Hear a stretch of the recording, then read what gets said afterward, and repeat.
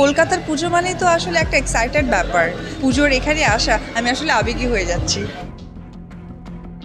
দুর্গাপূজার উদ্দেশ্যে আব্রাহাম খান জয়কে নিয়ে আবারও কলকাতা উড়াল দিতে যাচ্ছে অপু বিশ্বাস। ছেলে জয়কে নিয়ে আবারও সেই পূজায় অংশ নেবে এই নায়িকা। সম্প্রতি সময়ে অপু বিশ্বাসকে কেন্দ্র করে ঠিক এমনই কিছু আলোচনা সমালোচনা তৈরি হয়েছে। কিন্তু প্রশ্ন হলো, মাত্র কয়েকদিন আগেই তো জয়কে দিয়ে মুসল্লিদের হাতে বিরিয়ানি পৌঁছে দিলেন তিনি। তাহলে সেই ছেলেকে নিয়ে আবারও পূজায় অংশ নেওয়াটা আসলে কতটা গ্রহণযোগ্য?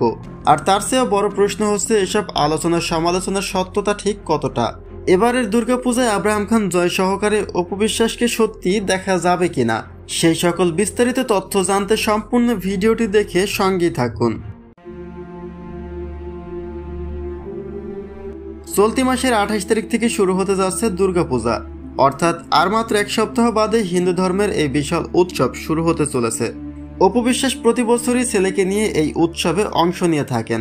যদিও তার দাবি ছিল আব্রাহাম খান জয় ঢাকঢোল পছন্দ করে, তাই তার ইচ্ছে পূরণের জন্যই পূজার মণ্ডপে তাকে নেওয়া হয়। কিন্তু জয়কে দিয়ে জোর করে পূজা করানো সেই চিত্রটি এখনো গেঁথে আছে শুভাকাঙ্ক্ষীদের মনে, যে কারণে এবারে দুর্গাপূজাতেও অপু বিশ্বাসের অংশ নেওয়ার বিষয়টি প্রশ্ন আকারে চলেই আসে।